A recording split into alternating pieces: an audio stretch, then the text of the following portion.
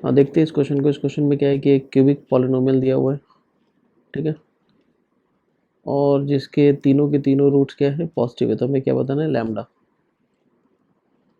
ठीक है। तो देखते हैं।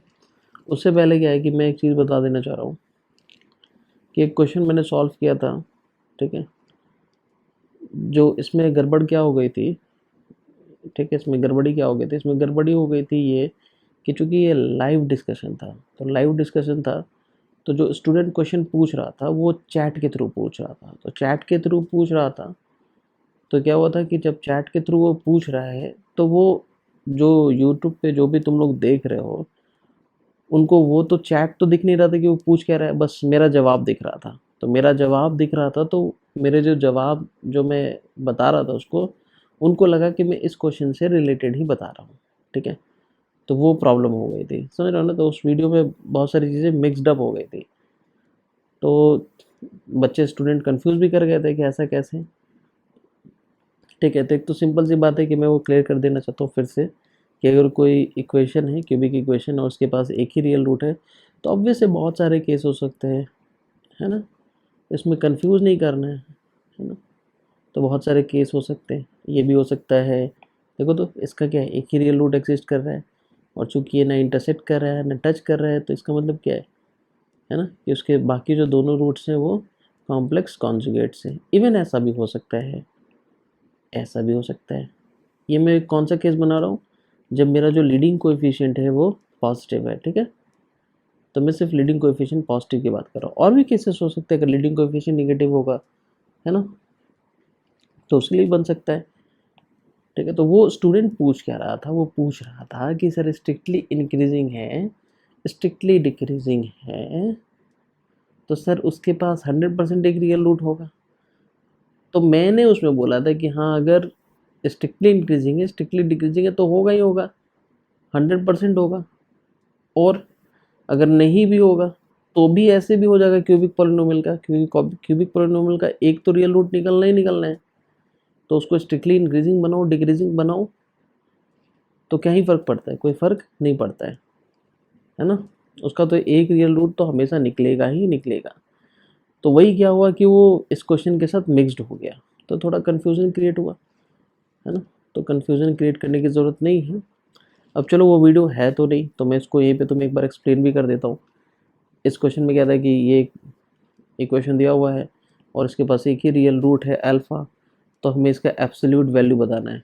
तो मैंने क्या किया था, मैंने क्या बताया था इसमें, ये जो पॉलिनोमियल है, ठीक है, b is less than c है, जो भी है, तो हम ये क्या कर रहे थे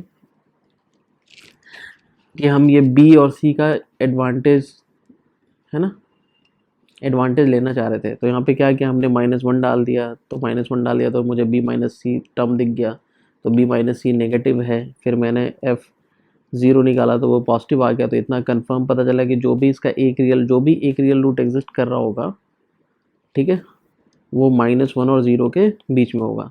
तो इसमें तो उसकी भी ज़रूरत नहीं थी, जो मैं बता रहा था स्ट्रिक्टली इंक्रीजिंग स्ट्रिक्टली डिक्रीजिंग, वो तो किसी ने मुझसे पूछा तो मैंने बता दिया। फिर मैंने बोला कि मैं कोई एग्जैक्ट कर्व नहीं बना रहा हूँ, ठीक है, मैं कोई एग्जैक्ट कर्व नहीं बना रहा हूँ, है ना, मैं बस एक रफ कर्व बना रहा हूँ, बस समझने के लिए। तो बस मैंने समझने के लिए बोला, बनाया क्या था कि ऐसा कुछ हो रहा होगा अपना, -1 और 0 के बीच में रूट एग्जिस्ट कर रहा होगा, ठीक है। कोई मैंने एग्जैक्ट कर्व नहीं बनाया, ठीक है। ऐसे कर्व बनाओ ना बनाओ, ये ऐसे ही सिंपली आईएमविटी से दिख रहा है। तो ये जो रूट है वो -1 और 0 के बीच में है। फिर सिंपली हमने, है ना, आईटीएफ लगाया अपना, चेंज किया इन सबको, हमने साइन अल्फ़ा को एस मान लिया, ठीक है ना, एस मीन साइन अल्फ़ा यहाँ पे एज्यूम किया, चेंज किया सबको, तो ऐसा कुछ अपने को आया। लास्ट में बस यहाँ पे यही था कि tan inverse 1/s plus tan inverse s है। तो चूंकि s क्या है, s निगेटिव है, क्यों, अल्फ़ा अगर -1 से 0 के बीच में है, तो ऑब्वियस है कि साइन अल्फ़ा क्या होगा, नेगेटिव होगा।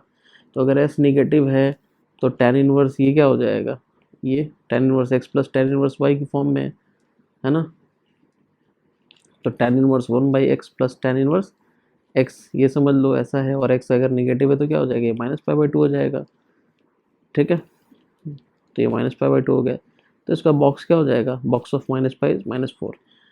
और उसका एब्सोल्यूट वैल्यू 4 हो जाएगा। ठीक है, यही मैंने बताया था, है ना। चलो अब इस क्वेश्चन पे आते हैं। तो वो कभी कभी क्या होता है ना कि जब लाइव डिस्कशन होती है ना तो स्टूडेंट चैट पे पूछ देते हैं तो हमेशा मिक्स हो जाता है। तो अब से इसका ख्याल रखा जाएगा कि ऐसा ना हो, क्योंकि ये यूट्यूब पे जा रहा है तो स्टूडेंट्स अब समझ जाते हैं कि सर क्वेश्चंस के कॉन्टेक्स्ट में जा रहा है तो सर ऐसा होगा सर वैसा होगा, थोड़ा कंफ्यूज करते हैं। चलो कोई ना, ठीक है। अब इस क्वेश्चन को देखते हैं। तो इस क्वेश्चन में क्या है, और इसका भी सॉल्यूशन मैं इसी क्वेश्चन के सॉल्यूशन के साथ डाल दूंगा, ठीक है। ग्रुप जो वीडियो डिस्क्रिप्शन होता है ना, यूट्यूब का जो वीडियो डिस्क्रिप्शन, वहीं पे लिंक अवेलेबल होगा, वहाँ से तुम डाउनलोड कर सकते हो, ठीक है ना। चलो तो अब यहाँ पे देखो, ये भी बहुत सिंपल सा सवाल है। अगर तुमने उसका वो पकड़ लिया जो जहाँ से ये घुमा फिरा के क्वेश्चन सेट किया है तो बन जाएगा। अगर नहीं पकड़ा तो फिर तुम्हें थोड़ी बहुत दिक्कत हो सकती है, थोड़ी बहुत क्या, अच्छी खासी दिक्कत हो सकती है, ठीक है। तो देखते हैं। तो यहाँ पे देखो, तो अगर हम सम ऑफ रूट्स निकालेंगे तो ये क्या हो जाएगा, 6, है ना। तुम्हें तो वेटाज रूल पता होगा, relation between roots and coefficients, ठीक है। बस मैं वही लगा रहा हूँ। तो सम ऑफ रूट्स क्या हो जाएगा, 6, और यहाँ पे समेशन ऑफ अल्फा बीटा क्या हो जाएगा, 3 लैम्डा बाई 2 हो जाएगा, नहीं। And the product of roots क्या हो जाएगा, तो प्रोडक्ट ऑफ रूट्स हो जाएगा 8 हो जाएगा, ठीक है। चलो अब अर्थमेटिक मीन निकालते हैं। क्यों निकाल रहे हैं अर्थमेटिक मीन, क्योंकि दिया हुआ है पहले से कि जो अल्फ़ा बीटा गामा है वो सारे के सारे पॉजिटिव है, तो हम अर्थमेटिक मीन और ज्योमेट्रिक मीन दोनों लगा सकते हैं, ठीक है ना। तो सिंस अल्फ़ा बीटा गामा ये सारे पॉजिटिव हैं, ये दिया हुआ है, ठीक है। तो हम यहाँ से अर्थमेटिक मीन लगाते हैं, तो क्या हो जाएगा, समेशन ऑफ अल्फ़ा अपॉन 2, तो ये 3 हो गया। और ज्योमेट्रिक मीन लगाओ, तो ज्योमेट्रिक मीन लगाओगे तो ये क्या हो जाएगा, product of all the numbers पे power 1 by number of terms. तो नंबर ऑफ टर्म्स कितने हैं, 3 है। मैंने अल्फ़ा बीटा और गामा पे लगाया है ए एम और जी एम, तो ये 8 पे पावर 1/3, ये क्या हो जाएगा, 2। तो तुम यहाँ पे साफ साफ देख रहे हो कि that A M equal to G M हो गया। और तुम्हें पता है कि ए एम जी एम तभी होगा जब तीनों के तीनों नंबर आपस में, जितने भी नंबर से वो आपस में क्या हो, इक्वल हो। तो यहाँ पे 3 नंबर है तो तीनों के तीनों क्या होंगे, इक्वल होंगे। तो यहाँ पे साफ देख रहे हो कि अगर alpha equal to beta equal to gamma है तो नो डाउट अगर ये रिलेशन यूज़ कर लो, product of alpha equal to 8, तो ये अल्फ़ा क्यूब इक्वल टू 8, तो अल्फ़ा क्या हो जाएगा, 2, है ना। तो यहाँ पे अल्फ़ा इक्वल टू 2 हो गया, और यही तुम्हारा बीटा और गामा के इक्वल हो जाएगा। तो यहाँ से तुम लैम्डा निकाल सकते हो। लैम्डा तुम्हारा क्या हो जाएगा, 2 summation of alpha beta by 3, ये हो जाएगा, है ना। पुट अपना कर देना है 2/3, और ये क्या हो जाएगा, 4 4 12, तो 8 आ जाएगा, 8 हो जाएगा आंसर, ठीक है। यही था इसमें। चलो